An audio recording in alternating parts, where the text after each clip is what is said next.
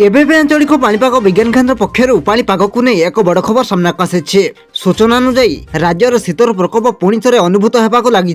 गत 2 दिन है रातिर तापमात्रा ह्रास पाइबा फल शीत बढ़ी लक्ष्य आंचलिक पाणीपाग विज्ञान केन्द्र सूचना अनुसार आसंता 3 ରୁ 4 दिन पर्यंत राज्यर सर्वनिम्न तापमात्रा आहरी 2 ରୁ 3 डिग्री पर्यंत कमिबार संभावना रही। तेबे आसंतु आजिर पाणीपागर विस्तृत खबर उपर नजर पकाइबा।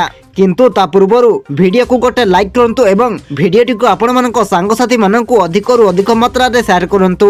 जदि आम चैनल रे आपण प्रथम थर वीडियो देखुछंती ताहले एबे ही चैनल को सब्सक्राइब करी पाखरे थिबा बेल आइकन को प्रेस करी ऑल नोटिफिकेशन को ऑन कर रखंतु।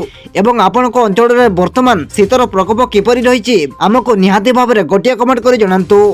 पाणीपाग विभाग पक्षर प्रकाशित रिपोर्ट अनुसार घु उदयगिरी राज्यर सबुठारु ठंडा सहर भावे एठारे पारद 7.8 डिग्री को खसी। सिमिलीगुड़ार मध्य पारद 10 डिग्री तड़कू खसी 9.1 डिग्री रेकर्ड करा जायछि। भुवनेश्वर रे रातिर तापमात्रा 14.5 डिग्री एवं कटक रे 14.6 डिग्री रहिछि। सेही बड़ी फुलबाणी रे 11.4 डिग्री एवं दारिंगबाड़ी रे 11.5 डिग्री तापमात्रा रेकर्ड होइछि। तापमात्रा ह्रास पाइबा सह आसंता 3 दिन पर्यंत राज्यर विभिन्न जिले में हालुकारु मध्यम धरणर कुहुड़ी देखा जाई पारे। भुवनेश्वर और एहार आखपाख अंचल में सर्वनिम्न तापमात्रा 15 डिग्री पाखापाखि रहिबार अनुमान करा जाउछि। आगामी 3 ରୁ 4 दिन मध्य एही शीतर लहरी पुणी धीरे धीरे पारद वृद्धि पाइब बोली पाणीपाग विज्ञान केन्द्र सूचना दैछि।